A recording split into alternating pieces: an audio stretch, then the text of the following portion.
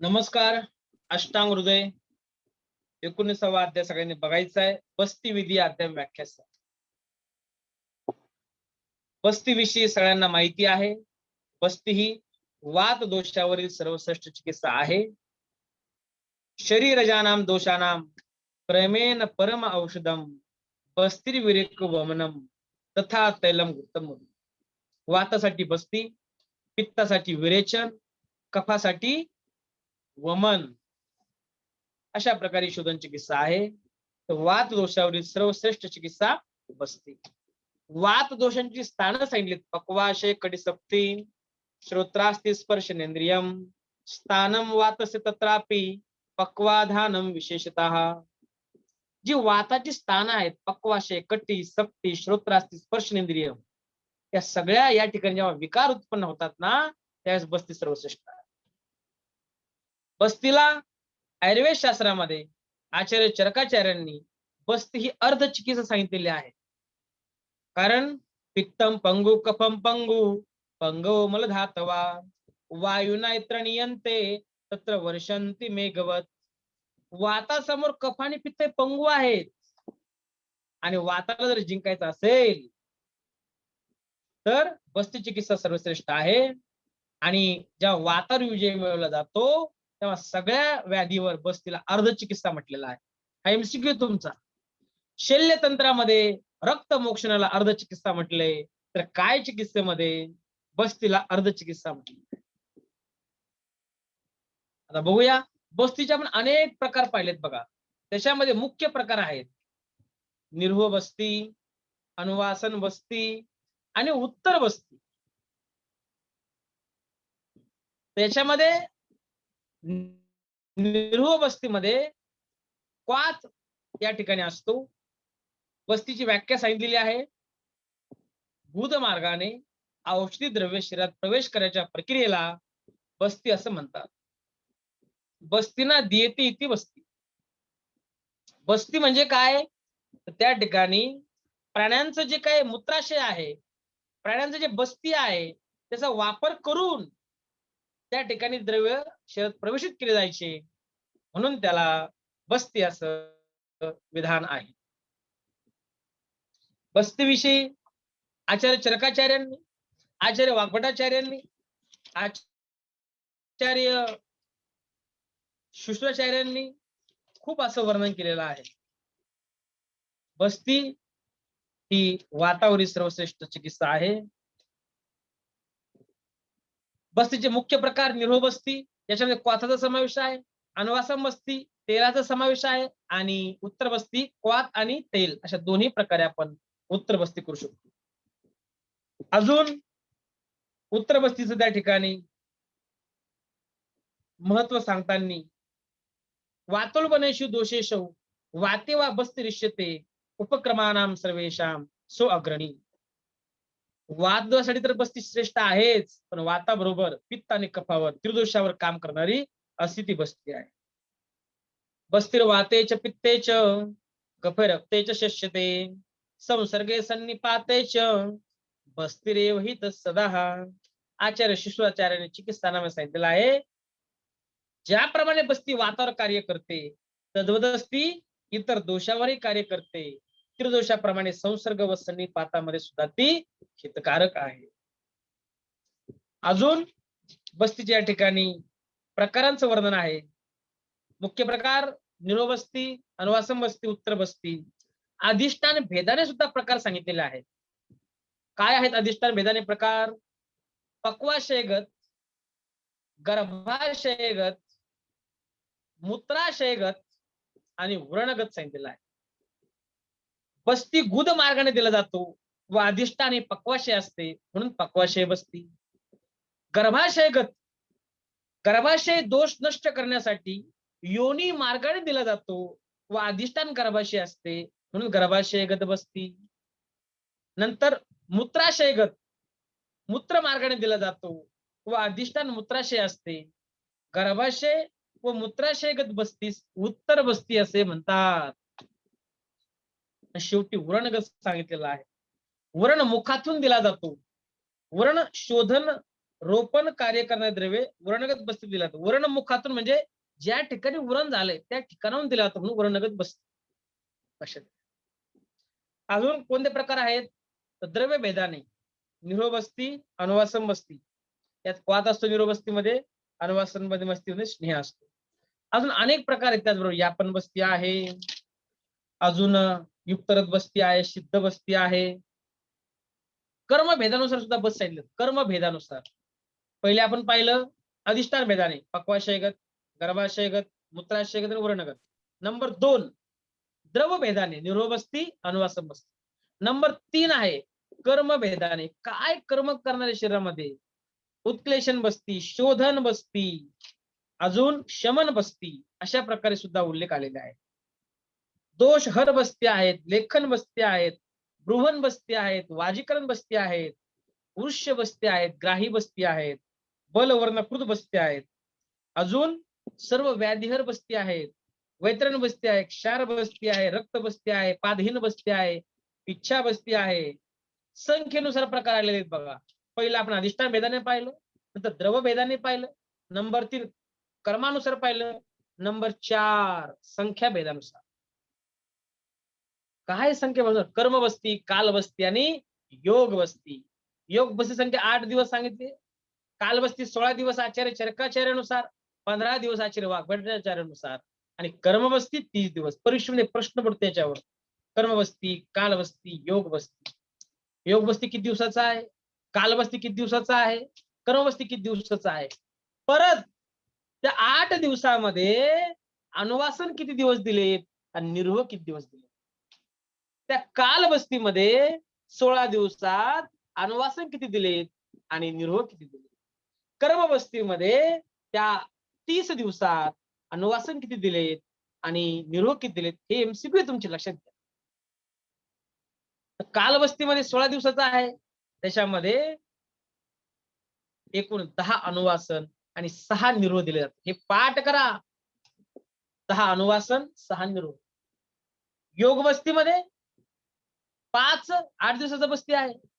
5 त्या ठिकाणी अनुवासन आणि 3 निर्वाह दिले जातात.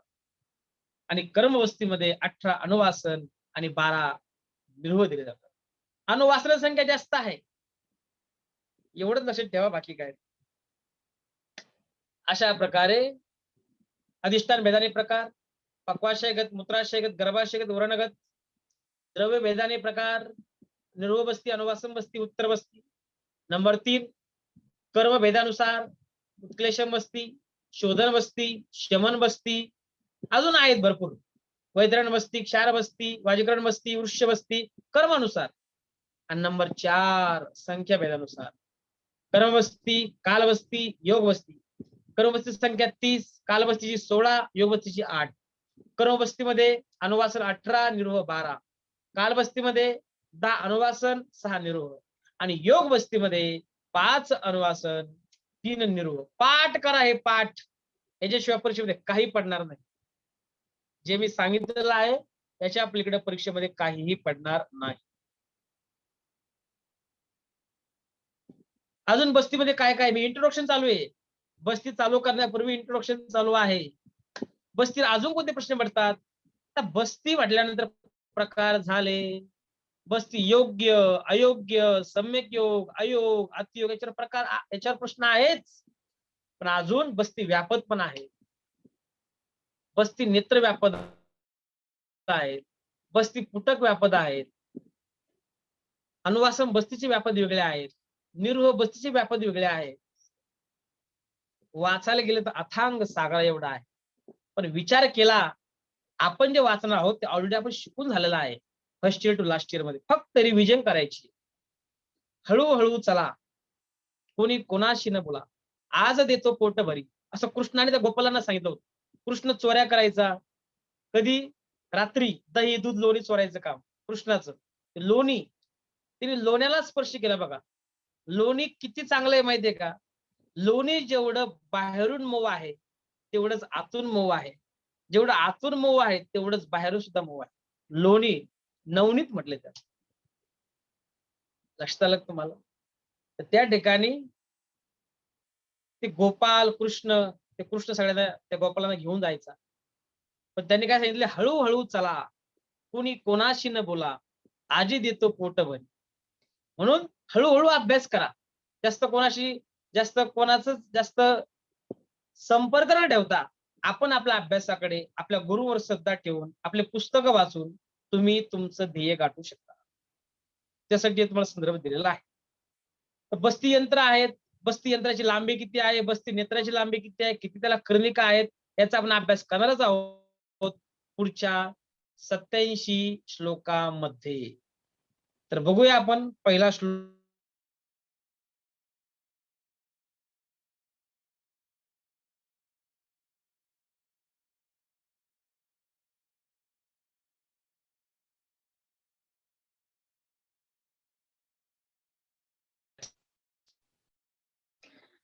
वातुलबन्नेषु दोषेषु वाते वा बस्तिरिष्यते उपक्रमाणां सर्वेषां सो अग्रणे स्त्रीविदश्च निर्हो अनुवासनो बस्तिर उत्तरः. वाताधिक दोषावर किंवा केवळ वातावर बस्ती हितकारक आहे. तो सर्व प्रकारच्या चिकित्सेमध्ये श्रेष्ठ असून त्याचे निरूह, अनुवासन व उत्तर बस्ती असे 3 प्रकार पडतात. यातला एमसीक्यू काय मग? वातासाठी सर्वश्रेष्ठ चिकित्सा आहे आणि 3 प्रकार निरोह बस्ती, अनुवासन बस्ती, उत्तर बस्ती. विषय संपला. पुढे निरोह बस्ती योग्य कोण आहेत? ते तुम्हाला सांगितलं मी. पंचकर्मामध्ये योग्य, अयोग्य, सम्यक योग, अयोग, अतियोगची पीडीएफ सगळ्यांकडे आहे, ग्रुपवर टाकलेली आहे. तुम्ही ती पाठ करा. हेच आपल्याला परीक्षेमध्ये नडतं. आपण श्लोक पाठ करत नाही. आणि त्यावेळेस नेमका गोंधळ होतो, आणि हे याच्यात का त्याच्यात, ते त्याच्यात का याच्यात. थेट बस्ती योग्य आले, बस्तीचा श्लोक आला पाहिजे. वमन योग्य, वमनचा श्लोक आठवला, त्यातलं एक तरी असतं, टिक करा. अयोग्यातलं काहीतरी असतं, टिक करा. फक्त वाचून होणार नाही. पण श्लोक पाठ करायला किती वेळ लागतात? फक्त 5 मिनिटं लागतात. रोज वाचायचं, फक्त पाठ नाही करायचं.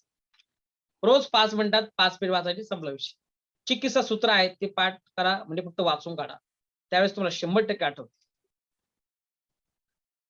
तेन साधयेत गुल्म अनाह खुडपिलह शुद्ध अतिसार शूलिन जीर्ण जोर प्रतिशाय शुक्र अनिल मलग्रह वर्द अश्मरी रजोनाशान दारुणाश अनिलमया. याच्यामध्ये योग्य मध्ये शिकवण्यासारखं असं काही नाही. तुम्हाला हे पाठच करावं लागेल. बस्ती योग्य काय आहे. मला 87 श्लोक घ्यायचे, तरी फास्ट चालणार आहे. 11 पर्यंत आपलं संपलं पाहिजे. निरोह बस्ती पुढील रोगावर द्यावं. गुल्म, पोटफुगी, वातरक्त, पिल्ह, निराम, अतिसार, शूल, जीर्णज्वर, पडसे, शुक्र, वात व मल यांचा अवरोध, अंतर, त्या ठिकाणी अश्मरी, रजोनाश व दारुण वातरोग यांच्याविषयी या ठिकाणी वर्णन केलेलं आहे. तर बस्तीचे प्रकार: निरोह, अनुवासन, उत्तर बस्ती. पुढे योग्य, हे तुम्ही पाठ करा, त्यातला अंडरलाईन करा. महत्वाचं काय आहे ते, शुद्ध अतिसार. तुम्ही म्हणाल अतिसार चालू आहे तिथे बस्ती दिला तर अजून काय होईल, पण त्याने शुद्ध अतिसारामध्ये त्यांनी बस्ती द्यायला सांगितलेलं आहे. निराम अतिसार, साम अतिसार मध्ये नाही, निराम, याला अंडरलाईन करा. जीर्ण ज्वराला अंडरलाईन करा. नवज्वर वमन योग्य सांगितलंय, जीर्ण ज्वर विरेचन योग्य सांगितलंय, आणि परत एकदा जीर्ण ज्वर आता बस्ती योग्य सांगितलेला आहे. हा तुझा एमसीक्यू आहे. पुढे जे काय आहे ते सगळं नाइस्टनो आहे, सगळ्यांना लक्षात येईल, पण अंडरलाईन करा. जीर्ण ज्वर, शुद्ध अतिसार. निरोह बस्ती कोणाला देऊ नये याचं वर्णन आलंय.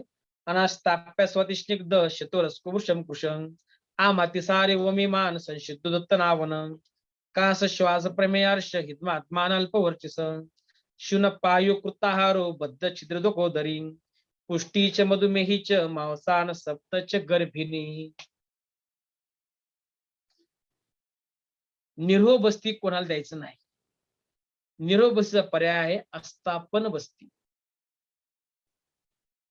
निरोह बस्तीला जे अयोग्य आहेत: अतिस्निग्ध, वृक्षती, फार कृश, आम अतिसार. अंडरलाईन करा, आम अतिसार.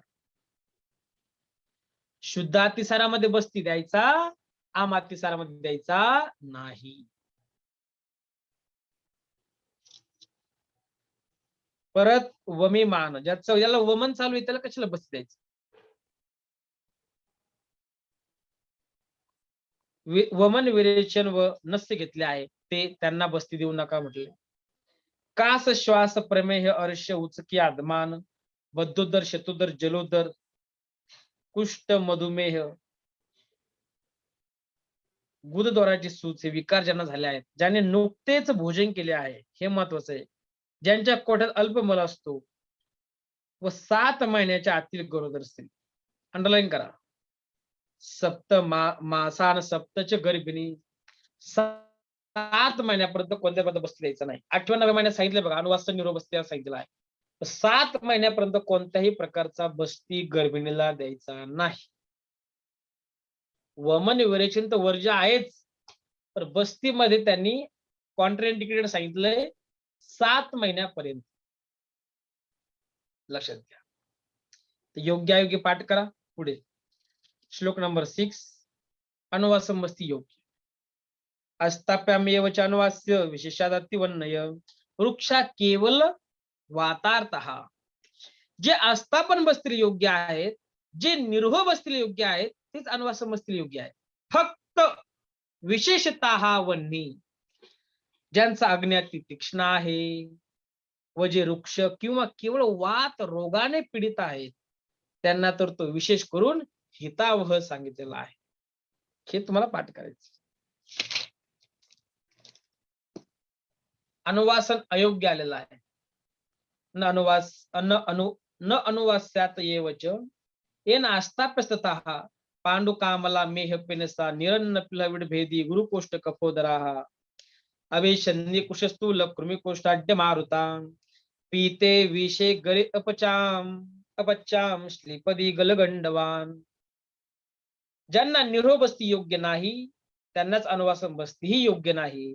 तसेच कोणाला द्यायचं विशेष त्यांनी दिले, यांना अनुवासन बस्ती देऊ नका. पांडू, कावीळ, प्रमेह, पिनस, पिलहा, अतिसार. अतिसारामध्ये शुद्ध अतिसारामध्ये निरोह बस्ती द्या म्हटलं.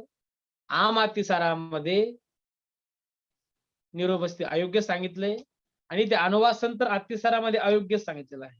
द्यायचंच नाही. आम असो नाही तर शुद्ध असो. कळलं का तुम्हाला?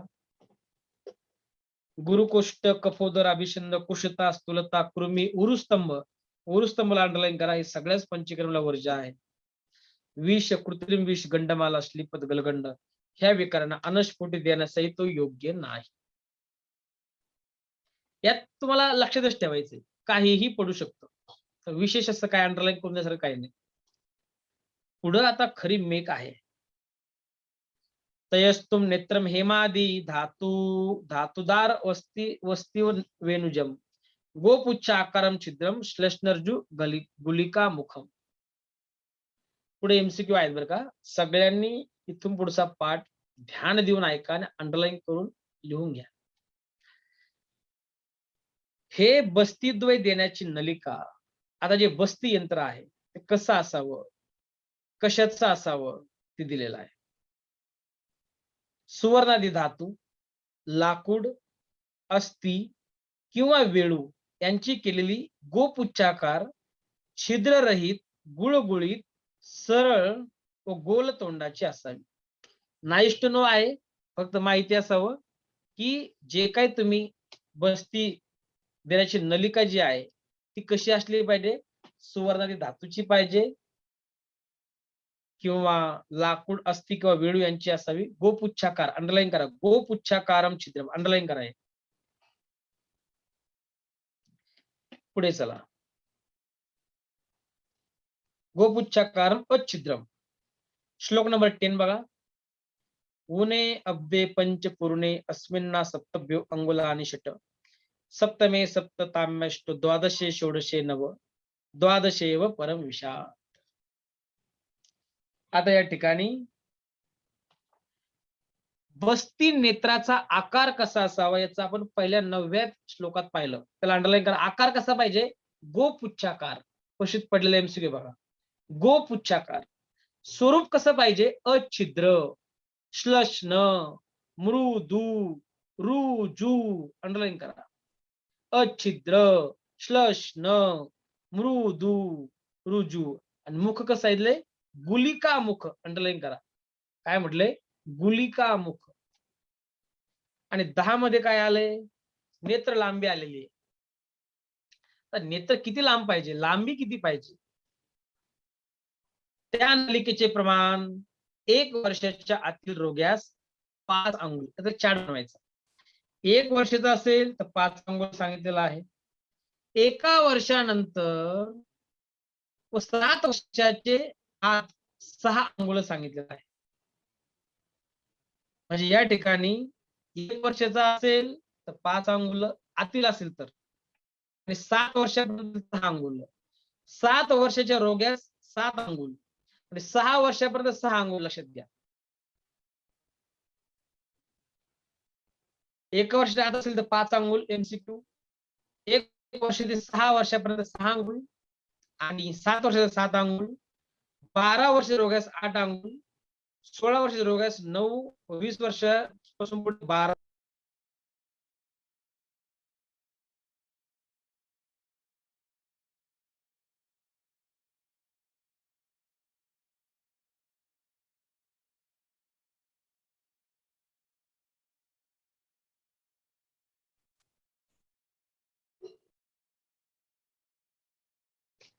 तर बस्ती नेत्र लांबी याचा चार्ट बनवा. 1 वर्ष आत असेल 5 अंगुल. 1 वर्ष ते 6 अंगुल. 7 वर्षाचा असेल 7 अंगुल. 12 वर्षाचा असेल तर 8 अंगुल. पुढे काय म्हणतात त्यांनी? 16 वर्षाचे असल्यास 9 आणि 20 वर्षांच्या पुढे 12 अंगुल सांगितलेलं आहे. 20 वर्षाच्या पुढे 12 अंगुल सांगितलेलं आहे. त्यात प्रश्न पडू शकतो. 11 बघा. वृक्ष वर्षांतरेषुच वयोबल शरीरानी प्रमाण अभिवर्धेत. वरील वर्षांच्या मध्यंतरी 7 पासून 12, 12 पासून 16 इत्यादी वय, बल व शरीर लक्षात आणून नलिकेचे प्रमाण वाढवावे. वरचं तेवढं फक्त चांगलं पाठ करा. पुढे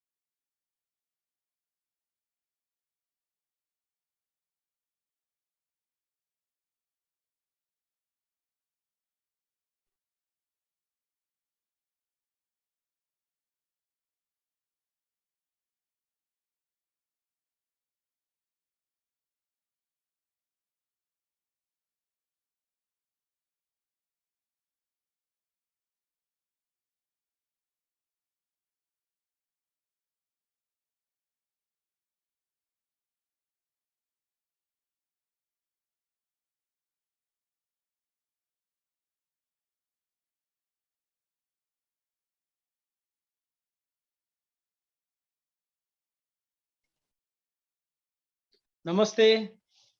श्लोक नंबर 11 बघा. अध्याय आपला 19वा चालू आहे. बस्ती विधी अध्याय. त्यामधील श्लोक नंबर 11, 12. बस्ती जी नलिका आहे,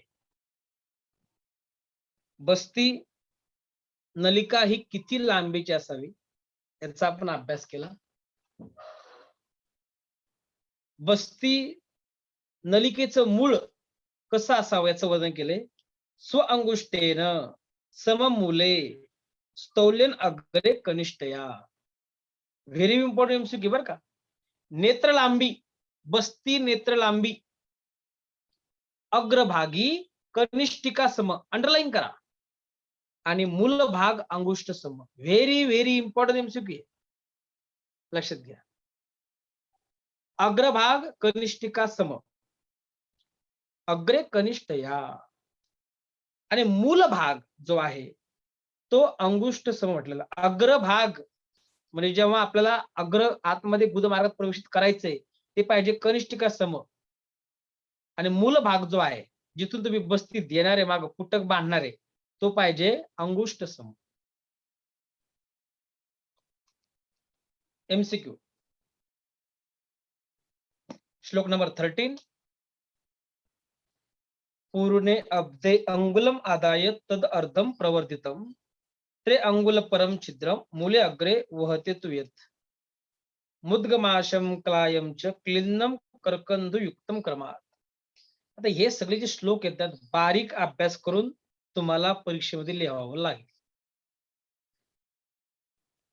त्या नलिकेच्या छिद्राचा परिचय मूलस्थानी 1 वर्षाच्या वयास 1 अंगुल प्रमाण असून पुढे 7, 12 व 16व्या वर्षी व त्याच्या पुढे 21 वर्षापर्यंत दर वर्षास पाव अंगुल वाढवित जावे, म्हणजे 21व्या वर्षी त्याची पूर्ण मर्यादा 3 अंगुल होते. अग्रभागी त्या छिद्राचा परीघ पहिल्या वर्षी मुगा एवढा, 7व्या वर्षी उडदा एवढा, 12व्या वर्षी वाटाणा एवढा, 16व्या वर्षी भिजलेल्या वाटाणा एवढा व 21व्या वर्षी रान बोरा एवढा असावा. आता याच्यामध्ये एमसीक्यू आहे, घरी अभ्यास करून या श्लोकाच्या नोट्स काढायच्या. नोट्स काढायचे म्हणजे काय करायचं, याच्यामध्ये जे दिलेलं आहे, आपण नलिकेची लांबी पाहिली किती असावी, बरोबर आहे. तर चरकाचार्यांनी, शुक्राचार्यांनी, वाग्भटाचार्यांनी याच्यामध्ये या ठिकाणी वर्णन केलेलं आहे की 1 वर्षाचं बाळ असेल तर नेत्र 5 अंगुल पाहिजे. हे लिहून घ्या पहिले. 1 ते 6 वर्षाचं असेल तर ते 6 अंगुल सांगितले नेत्र. पण ती जी नेत्राचा परीघ आहे ना, परीघ, जसं अग्रभाग आपण कनिष्ठ काय एवढं पाहिलं, मूल भाग जो आहे तो अंगुष्ठ एवढा पाहिला. तर त्याचा जो परीघ जो आहे ना त्याचं पण प्रमाण सांगितलं, तर ते बी लिहून घ्या. 1 वर्ष असेल तर नेत्र 5 अंगुल, परीघ 1 अंगुल. 1 ते 6 वर्ष असेल तर नेत्र 6 अंगुल, जो परीघ आहे तो मुग सांगितले, मुद्गा एवढं सांगितलेलं आहे. मुद्ग. 7 वर्ष असेल तर 7 अंगुल नेत्र लांबी, परीघ माश प्रमाणे पाहिजे, उडदाप्रमाणे. 12 वर्ष 8 अंगुल, परीघ शुष्क कलाय. 16 वर्ष असेल तर 9 अंगुल सांगितलंय, क्लिन्न कलाय. आणि 20 वर्ष असेल तर 12 अंगुल करकंधू सांगितलेला आहे परीघ. लक्षात. मला असं वाटतं तुमच्या लक्षात आलं असेल. नसन आलं तरी घरी एकदा वाचा, म्हणजे तुमच्या लक्षात येईल. पुढे जाऊ. श्लोक नंबर 14. मूल छिद्र प्रमाणेन.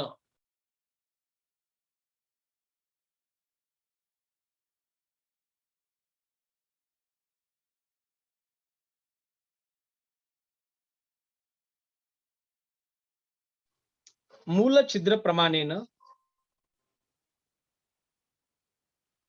प्रांते घटित कर्णिकम वर्त्याग्रे पिहितम मूले यथास्वम हि अंगुलांतरम कर्णिका द्वितीयम नेत्रे कुर्यात.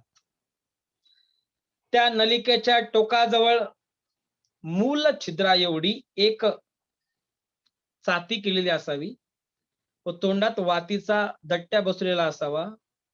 नलिकेच्या मूळ भागी रोग्याच्या 2 अंगुळाच्या अंतराने 2 चात्या बसवाव्या. आता या ठिकाणी कर्णिकेचं वर्णन आलेलं आहे. कर्णिका कुठं असाव्यात? तर कर्णिका बस्ती यंत्राला किती सांगितलेले आहेत निरोबस्ती यंत्राला? त्याचं वर्णन आलेलं आहे. मूलछिद्रप्रमाणेन प्रान्ते घटित कर्णिकं वर्त्याग्रे पिहित मूलम यथास्व हि अंगुलांतरम कर्णिका द्वितीयं नेत्रे कुर्यात. जवळपास 3 कर्णिका असतात. त्या ठिकाणी नलिकेच्या मूलभागी 2 असतात आणि सुरुवातीला 1 म्हणजे अशा 3 कर्णिका त्या बस्ती नेत्राला असतात बघा. एवढाच तुमचा एमसीक्यू आहे. बाकी काही नाही. बस्ती मूल अंगुष्ठ प्रमाण, बस्ती अग्र कनिष्ठिक प्रमाण, हा तुमचा एमसीक्यू आहे. पुढे चला श्लोक नंबर 15 आणि 16 त्या ठिकाणी सांगितलेला आहे.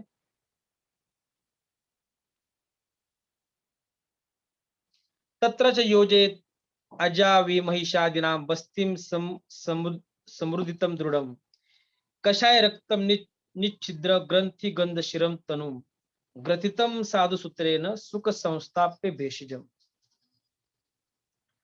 आता या 2 कर्णिका आहेत. या कर्णिकांचं या 2 चात्यांच्या योगाने त्या नलिकेला बकरा, मेंढा, रेडा इत्यादी पशूंचा एक बस्ती, मूत्राशय किंवा फुगा जोडवावा. तर 2 ज्या शेवटच्या मूलभागी कर्णिका होत्या ना आपल्या, हे बघा ही समजा बस्ती नेत्र आहे ना, हा मूल भाग आहे त्याचा. 1 आणि 2 कर्णिका आणि सुरुवातीला 1 कर्णिका. 2 भागात ते बस्ती पुटक जोडायचं आपल्याला. तर तो बस्ती पुटक जो आहे, तो मूत्राशय जो आहे, तो बकरा, मेंढा, रेड्यांचा असावा असं त्यांचं म्हणणं आहे. तो बस्ती तेल लावून चांगला कमावलेला, हरितक्त्यादी कशाने रंगविलेला, छिद्र, ग्रंथी, दुर्गंधी किंवा शिरायांनी रहित, पातळ व बळकट असून चांगल्या दोऱ्याने शिवलेला व ज्यात औषध चांगल्या रीतीने घालता येईल असा असावा. एमसीक्यू याच्यामध्ये काही नाही. फक्त ते बस्ती पुटक त्या बस्ती नेत्राला जोडायचे, ते झालं बस्ती यंत्र.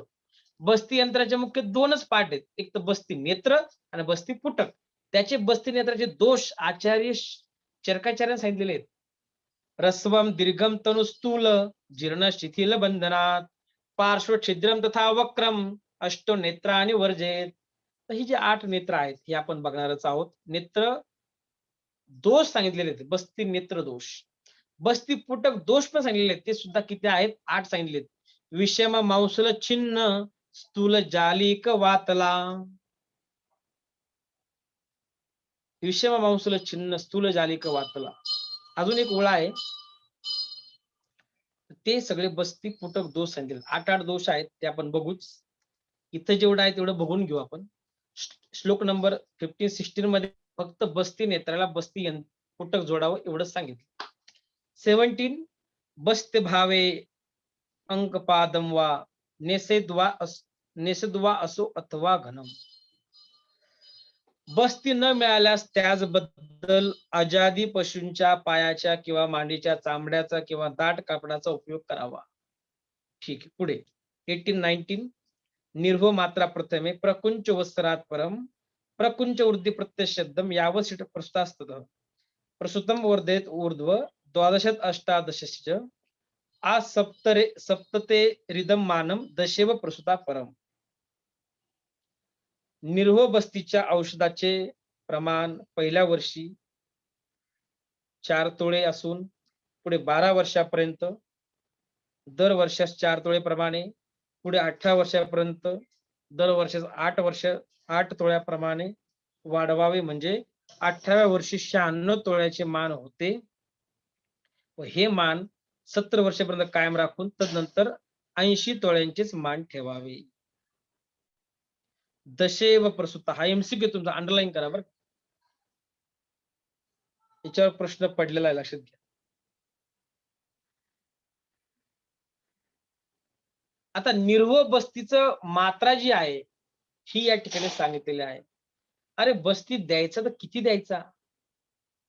बस्ती आपण नेत्र घेतलं, त्याला बस्ती पुटक जोडलं, झालं बस्ती यंत्र तयार. आता बस्ती द्यायचा आहे तर एक विचार करा, बस्तीचे जे प्रकार आपण पाहिलेत, निरोह बस्ती, अनुवासम बस्ती मुख्य प्रकार. तर निरोह बस्तीची मात्रा सांगताना आचार्य, चरकाचार्य, वाग्भटाचार्य सगळ्यांनीच किती सांगितलेली आहे? कोण सांगेल? निरोह बस्तीची मात्रा 12 प्रसूत. 12 प्रसूत. म्हणजे किती तोळे? 96 तोडे. येस. निरोह बस्तीची जी उत्तम मात्रा आहे ती 12 प्रसूत सांगितली. हे पहिलं पाठ करा. 12 प्रसूत आणि 96 तोळे. त्याला 24 पल असंही म्हटलेलं आहे. 24 चोक 96. एक पल म्हणजे 4 तोळे. लक्षात घ्या. 24 पल, 12 प्रसूत आणि 96 तोळा हे पाठ करा निरोह बस्तीची मात्रा. जेव्हा तुम्ही अनुवासम बस्तीकडे जाता तेव्हा त्याचे 3 प्रकार आहेत बघा. स्नेह बस्ती, अनुवासम बस्ती आणि मात्रा बस्ती. कोण सांगेल यांचं प्रमाण किती? स्नेह बस्ती, अनुवासम बस्ती, मात्रा बस्ती.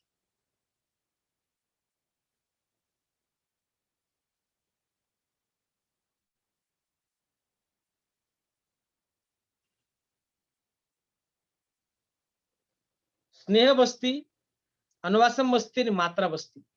जेव्हा परीक्षेमध्ये स्नेह बस्ती असा शब्द येतो तेव्हा तो 24 तोळे आहे.